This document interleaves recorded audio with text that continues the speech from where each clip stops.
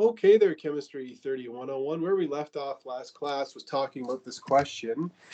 Just a couple of notes I want to make about this particular question is what it's asking here. It says identify two peaks. So we're looking for two peaks that are expected to appear in the mass spectrum of 3-pentanol. Now, we haven't covered the nomenclature of alcohols, so obviously I wouldn't expect you to come up with this structure out of thin air. Okay, I would give you the structure if it's something that you haven't learned how to draw yet. So there's the structure of 3-pentanol, and then it says for each peak, identify the fragment. Now, I was telling my students before I started recording this morning that I wouldn't ask you to draw a fragment. It's generally something I don't ask my students to do on quizzes. I'm going to cover it with you this morning because it'll only take a second to do it.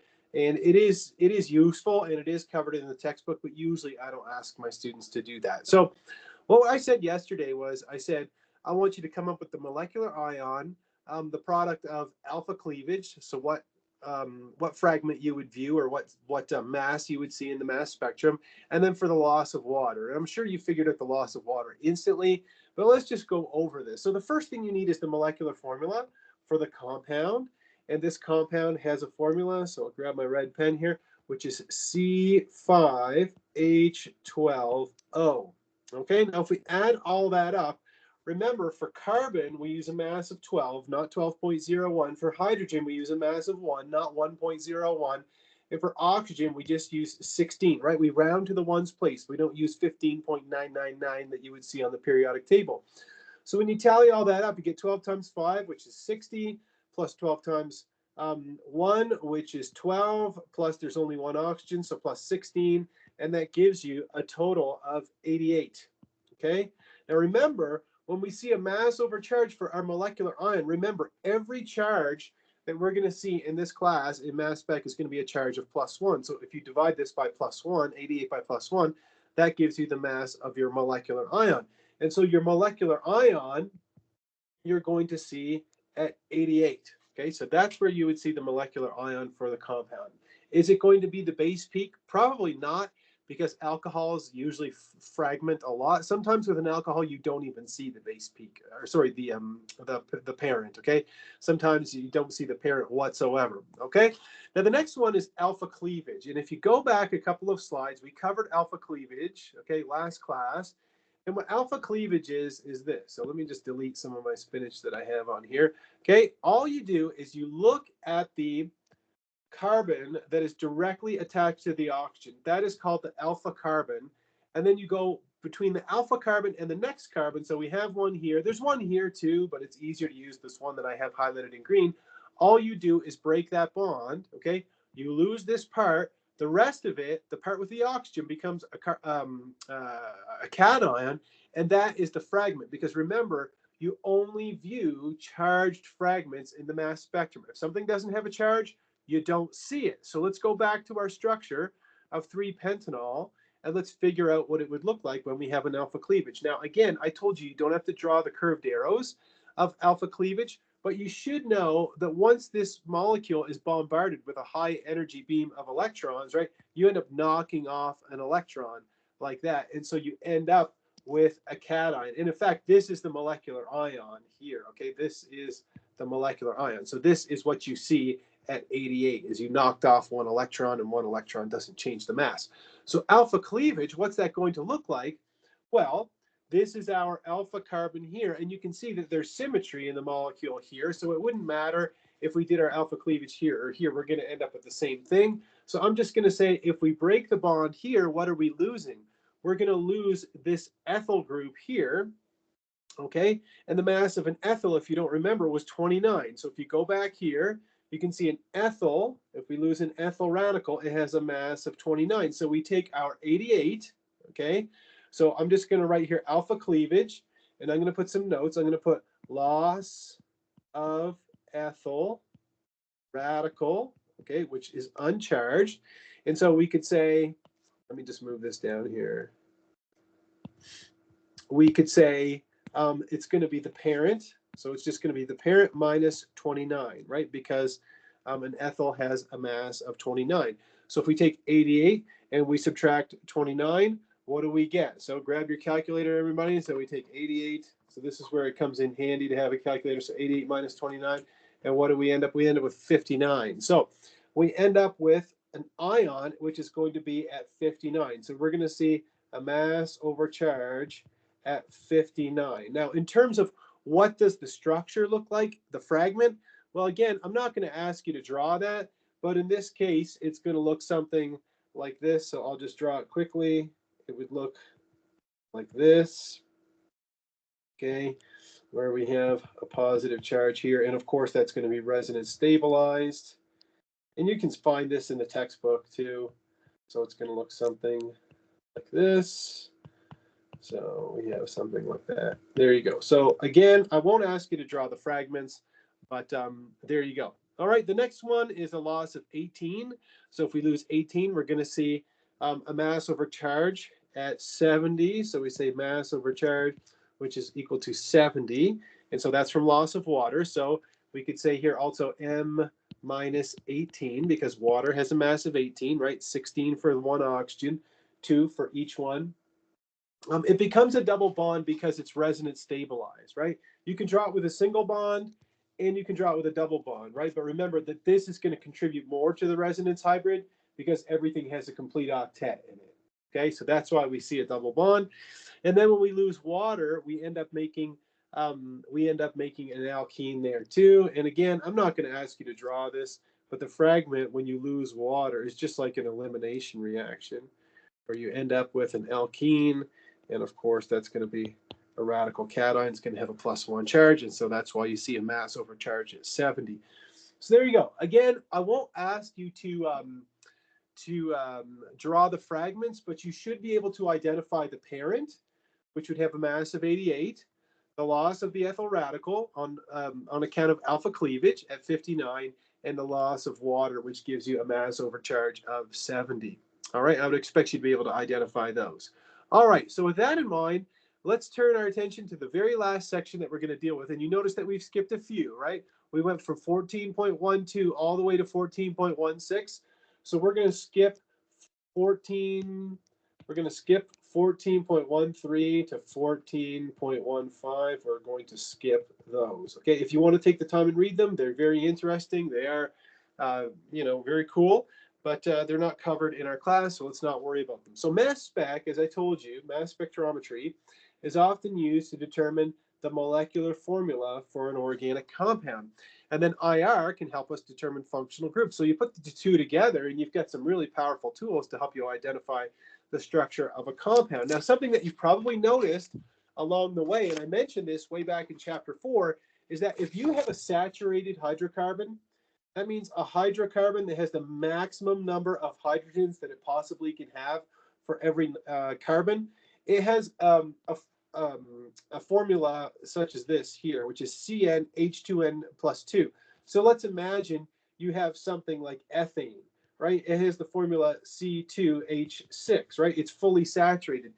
N is 2, so 2 times 2 is 4, plus 2 is 6, right? Let's say you have something like butane, right? It's going to be C4H10, right? 2 times 4 is 8, plus 2 is 10.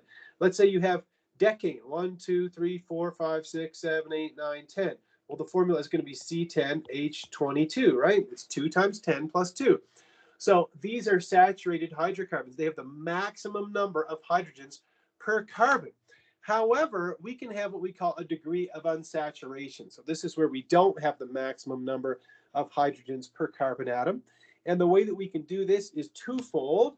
We could either have a pi bond, which students always remember, a double bond, or a ring, okay?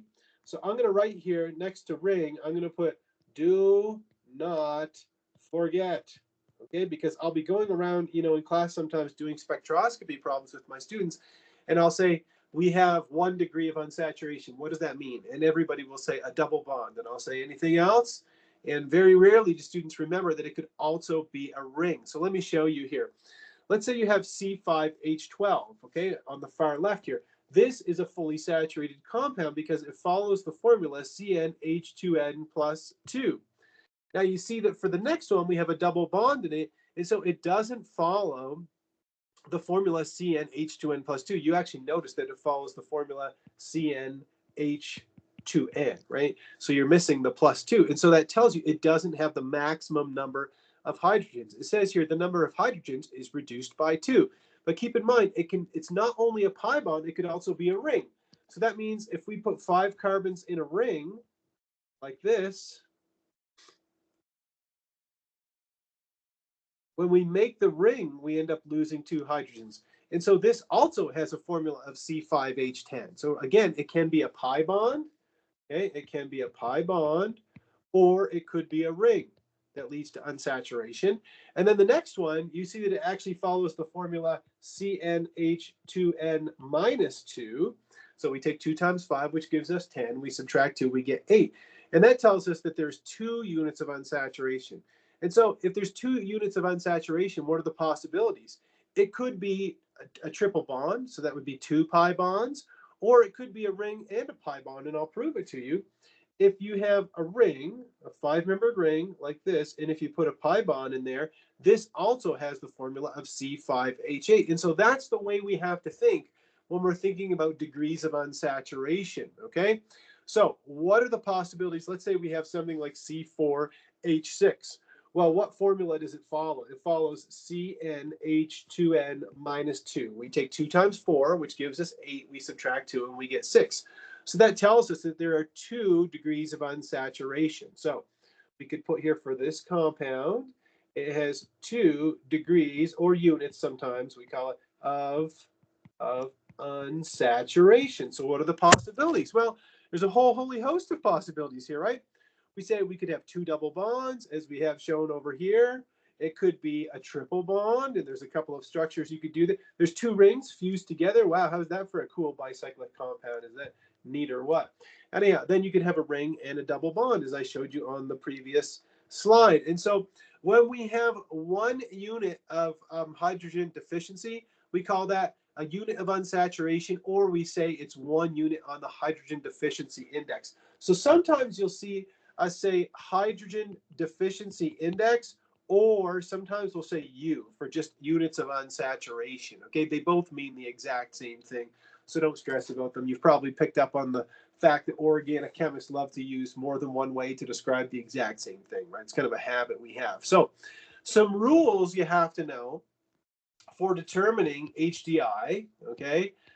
The first one is, if you have a halogen in your compound, how does that affect your HDI? Well, the answer is, if you think about the halogens, whether it's fluorine, chlorine, bromine, or iodine, what do you notice? They're just like hydrogen, right? They just have 1 bond to them. And so a halogen is treated just like it's a hydrogen. So let's say you have, this compound here, chloroethane, which is C2H5Cl. You treat it exactly like it was C2H6, right? Which follows the formula CnH2n plus 2. So you say chloroethane has no degrees of unsaturation, right? It's perfectly saturated, and it is, okay? The next one is an oxygen. Doesn't affect the HDI in any way. You see here, there's no HDI units, there's no double bonds, there's no rings in ethanol, and of course, there's none in ethane either. So what are the take-home messages? Number 1, a halogen, you treat it the same way you would a hydrogen. Number 2, an oxygen doesn't do anything. It doesn't affect HDI in any way. And then the last rule is, how does a nitrogen affect the HDI? Well, it actually increases the number of hydrogen atoms by 1. So when I figure out an HDI in my head, if I see a nitrogen, for every 1 nitrogen, I subtract 1 hydrogen. Now, I've been doing this for a long time, so obviously I can, I'm used to doing it. But since you're not, you're just learning the subject, what you can do is use this formula. But we don't give you this formula on any tests or exams. Okay, so all organic chemistry students, they all have to memorize this formula. But by the time you've done enough practice problems, it's kind of old hat, figuring out the HDI. So here's the formula, the HDI, and again, you could say U, it means the exact same thing. So sometimes we say U or HDI, unsaturation or hydrogen deficiency index, is 1/2 times 2 times the number of carbons plus 2, plus the number of nitrogens, subtract the number of hydrogens, subtract the number of halogens. Remember, X represents halogens, okay? So fluorine, chlorine, bromine, and iodine. So now that you have the formula, So I'll just scribble it down here so it's in your mind's eye. So we'll say HDI is equal to 1/2, 2 times the number of carbons plus 2 plus nitrogen, subtract hydrogen, subtract halogens. Okay, so now that you have the formula, it says here, calculating HDI can be very useful. So if we see an HDI of 0, that tells us there's no rings, there's no double bonds. So that tells us if there's no double bond, then it's not a ketone, it's not an aldehyde, it's not an ester, right? Because all of those functional groups have double, it's not a carboxylic acid, right? All those have double bonds. Um, let's say it's got an HDI of 1. Well, then you could say, well, it could be an aldehyde, it could be an alkene, right? And then if there's no oxygen in the compound, well, then you'd say, well, it's definitely not an aldehyde. It's got to be an alkene, or it's got to have a ring, right? That's the kind of rationale we use as chemists. So let's take a look at the first one, C6H10. So if we plug the numbers into our formula, we say HDI is equal to 1/2, 2 times the number of carbons. So that's 2 times 6 plus 2 plus the number of nitrogens, which is 0, subtract the number of hydrogens, which is 10, subtract the number of halogens, which is 0. So we get 12 plus 2, which is 14, 14 minus 10, which is 4, and then we take half of that and we get an HDI, which is equal to 2. All right, I'll give you a second. Could anybody come up with the HDI for the second one? Just see if you can plug the numbers in the formula for C5H10O2. And if you have a faster way of doing it, that works too. If you say, Mr. Dion, I've got a better way, that works. Whatever works. Yeah, somebody says 2. Okay. Any other answers? We'll take a couple of answers and see what.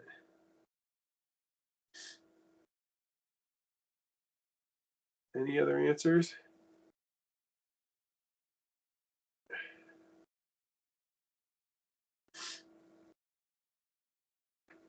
Somebody else. Okay. So we get some different answers here. So let's plug the numbers into the formula. So we get 1/2, 2 times the number of carbons, which is 5, plus 2. Then we add the number of nitrogens, which is 0. We subtract the total number of hydrogens, which is 10. There's no halogens. So what do we get? We get 10 plus 2, which is 12. 12, 12 minus 10, which is 2, and then half of that, which is going to be 1. So the HDI for this compound is 1. There you go. Okay, so the HDI is 1 for this compound. Another way you could do it, and this takes a little bit more power, brain power, but it will work, okay, is you could say, well, I know that oxygen has no effect, and this follows the formula of CnH2n, right? So if it follows CnH2n, there's 1 unit of unsaturation, right? So that would work, okay, if you can, kind of do that in your brain. The same thing for the next one here. If you remember that nitrogen, always gives you 1 extra hydrogen. So if you think about this as being C5H8, right, then it follows the formula CnH2n minus 2. So that means the HDI for this compound must be 2, okay? But again, if you have to use the formula, well, there's no shame in that whatsoever, okay? That's what it's there for. All right, so if you do D, okay, the same rationale here, right? Oxygen has no effect. Chlorine is treated just like it's a hydrogen, so we could say that it's just like C3H6. So that would be the same thing as what? That would be the same thing as 2N, which is, CnH2n, right? So that would mean it has an HDI of 1, okay? Just give me a thumbs up if you follow me on the rationale here that I'm using. I'm just using the rules that we already looked at. Okay, cool. Can you guys solve the last one? I'll give you a second here. See if anybody can solve the last one. I'll put it here in blue pen. HDI is equal to. Yeah, exactly. Thanks, Isaac. Yeah, thanks, you guys. It's 1, isn't it? Right? You could do it a couple of ways. You could use the formula, or you could say this follows the formula CnH2n, and so the HDI must be 1. Either way, I just noticed in my notes, I glanced over at them, and I think I put in the formula of, I don't know what it is, but I should. But anyhow, I put in this formula, which is C17H19NO3. And so I put the HDI for this compound is equal to 9. Okay, but that might be one you could try. That one you would probably need the formula for. Well, yeah, you would need the formula for that one.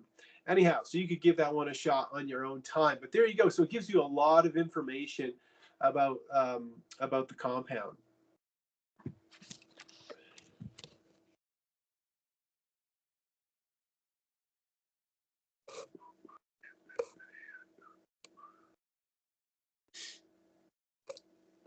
Okay.